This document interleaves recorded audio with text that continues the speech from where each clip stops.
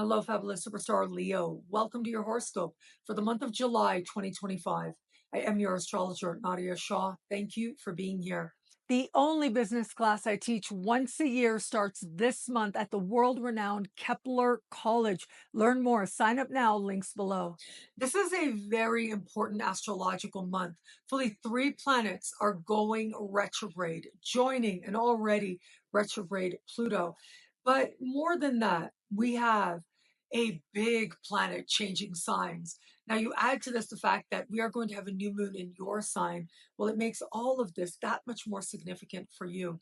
So let's go through the month one at a time. I'm going to start with the very big news, and that is Uranus changing signs. Uranus changes signs on the 7th of the month, dipping into the sign of Gemini until early November, at which time Uranus will retrograde out and then we'll move back in here for a much longer stay next year. Now, altogether, we're looking at about a 7-year time frame. That's how long Uranus spends in a given sign. And whenever it is that Uranus steps into a brand new part of the sky, a lot changes for a lot of us. And that includes you as well. This is a friendship part of the sky. It has to do with your connections to other people, whether those are professional group endeavors, gathering with others, or more personal friendships. This part of the sky also has to do with the hopes and wishes you have for your life.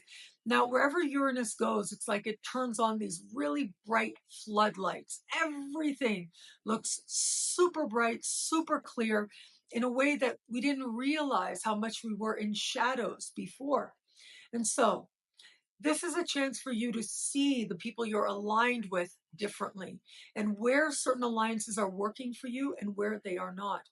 Uranus always aligns us with something that can be described as more authentic or a higher calling.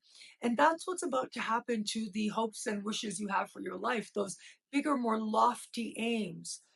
Where is it that it does feel like it expresses your truth, and where it is that that isn't the case, where you've accepted or allowed a particular vision that may not have even been yours to begin with. Now, interestingly, this part of the sky sometimes has to do with retirement as well.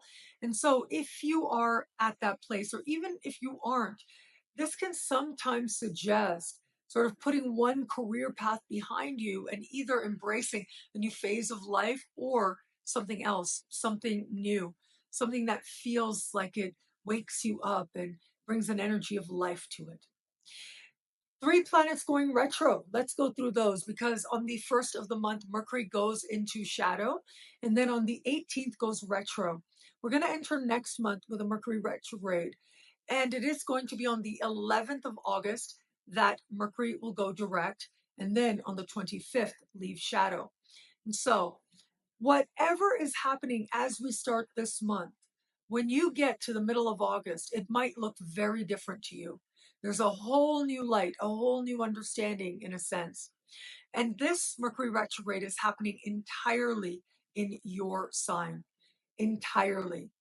And that means a chance to see yourself differently, more deeply, with greater nuance and understanding, and where it is you feel you might want to pick up identities that maybe you left in the past.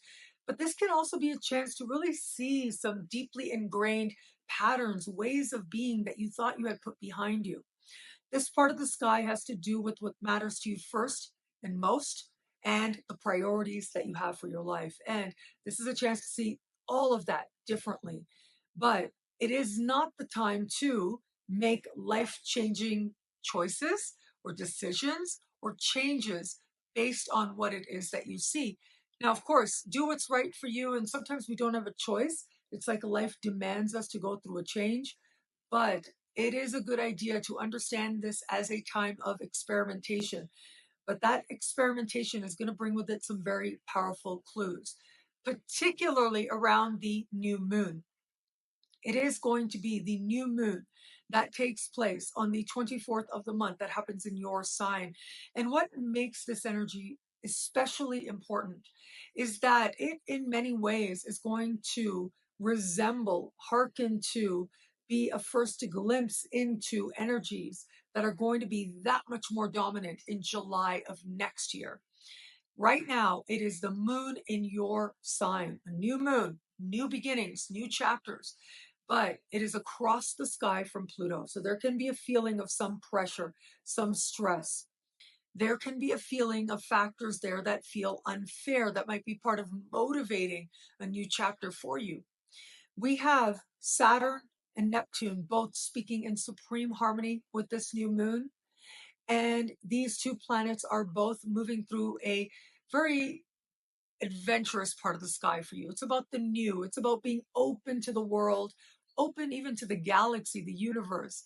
But it is about getting out there in some way, stepping onto bigger stages than you've known before. And it speaks in harmony with Uranus. So the friends, the groups that support you in you being you, well, they're going to help bring forward your very best. And so you can see here, yes, we've got this new beginnings and huge planets involved in it. But what's going to happen next year is that it's going to be Jupiter standing across Pluto, speaking in harmony with Uranus, in supreme harmony with Neptune. We're getting a first glimpse into the great sextile, or the grand sextile, as some call it. But next year, we are so much more fully in it. But that doesn't mean this time isn't incredibly valuable. And at least around this new moon, you are at the center of it. It is about you. As much as there are new beginnings, because Mercury is retrograde, you might want to take note, but also know that things might look a little bit different, including how you might implement some of these new beginnings once we move towards the middle of August. Two other planets retrograde this month are on the 4th, Neptune, and on the 13th, Saturn. These two planets going retro stand still in the sky, begin to go backwards, both in a part of the sky for you that has to do with long distance travel, immigration, citizenship, higher learning, legal matters, as well as the beliefs that help you to make sense of the world and guide your life. When Neptune goes retro, it's like a moment of discomfort, a moment that feels uncertain, not necessarily comfortable. But it is as if some curtain is going up, some illusion is falling away. And the more we invested in that illusion, the more challenging this might feel. But Saturn in this part of the sky is about some hard truth, some sense of needing a dose of reality, of practicality, of understanding the sacrifices that are actually involved in whatever it feels is calling you into the larger world. The one thing to remember with this energy is this: figuratively or literally, you are always where it is you are supposed to be. And if a place is not for you to be in, you won't be. And so that can be in the world, that can be within yourself. But this is a chance to have a different understanding, a deeper understanding, if you will, into where it is and how it is you bring forward a more optimistic self, and how to do that in a way that is grounded and in a way that keeps you connected to healthy self-respect. That's the gift of accepting reality. That's the gift of honoring Saturn itself. Saturn says, do the work and you will earn whatever you get. And sometimes that work means the inner work, but sometimes it's the practical steps. At least now you'll be able to see them depending on where it is you're hoping to make gains. This month's full moon takes place on the 10th of the month. And this full moon happens in a part of the sky for you that has to do with your daily life. So we're looking at clients, customers, coworkers, your workspace, the tasks you do. Here, we're also looking at how well you take care of you, your health related habits. Sometimes this can indicate the people you hire, whether they're your regular employees or these are people like your hairdresser, your doctor. It can represent the gym, spaces you go to take the best of care of you as well. And all the little habits and rituals we go through that make up a life, that make up a larger vision.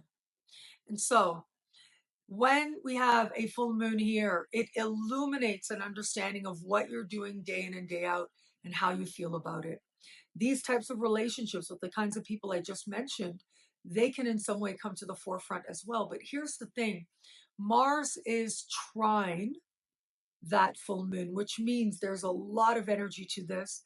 It is Mars that is moving through a financial part of the sky, having to do with money you earn, money you spend.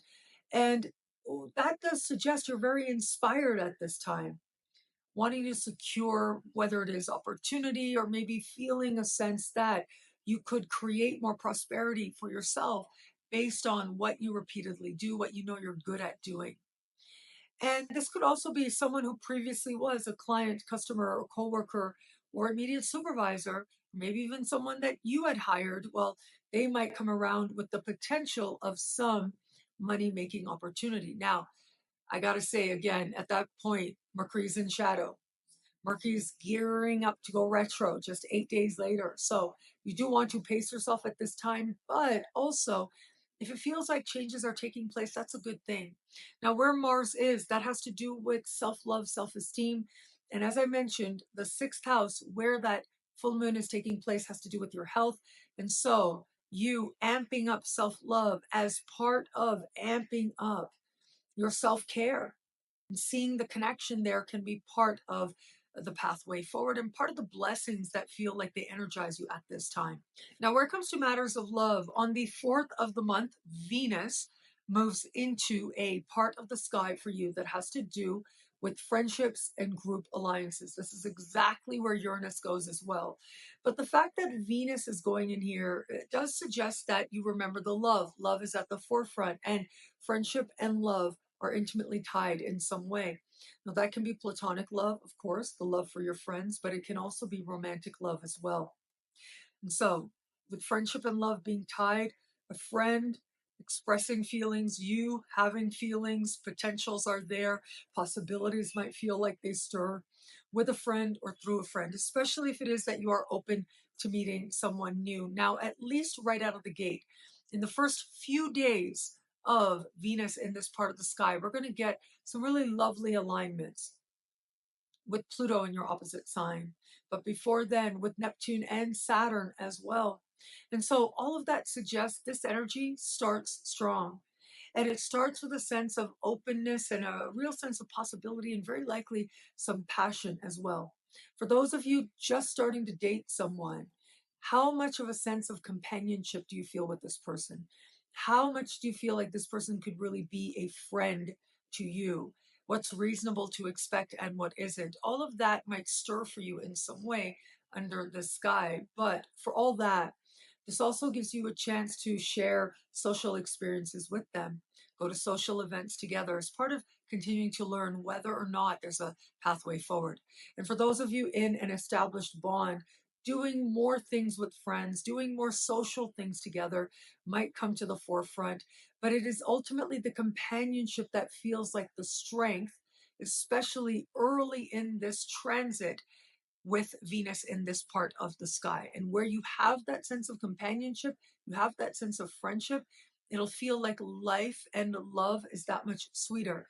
But where that isn't the case, well, at least you're trying at first. And then you start to look at it and wonder what it might mean for you going forward. Ultimately, it comes down to that new moon. That new moon is going to tell you something about what you want, about where you are, and might bring a stressful moment with someone you consider a partner because Pluto is opposite. But for all that, what we also get is next month a full moon in your opposite sign. There are going to be changes in the context of love. I'll talk about it every step of the way. What I love about this month for you, there's so much here. It's a powerful and meaningful astrological moment. I'm going to say I really love that new moon. I know it's not going to feel easy for all Leos out there. I want to be straightforward with you. Like I said, we've got Pluto right opposite that new moon. However, two things. One is the other big important power players involved, like all the really big planets, are deeply involved with this new moon energy now, which suggests a consequential time, a karmic time. But it is also how this month gives you that first insight, that first glimpse into energies that you're going to dive into much more fully once it is that we get into next year, particularly in July, particularly once Jupiter enters your sign at the very end of June 2026. That is going to be a brand new chapter for you. You start to glimpse it now. So pay attention. See if you like which way the energy is going, because you have the power to direct this incredible energy, this redefining of self now. Thank you for watching. Check out Nadiya Shah Superstars or thefutureismagical.com for expanded, exclusive horoscopes for as low as just $3 a month. With Choose Your Membership Rate, higher tiers get you class passes, consultations, and so much more.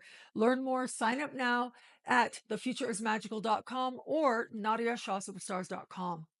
Thank you again for watching. It'll be a great month. Enjoy.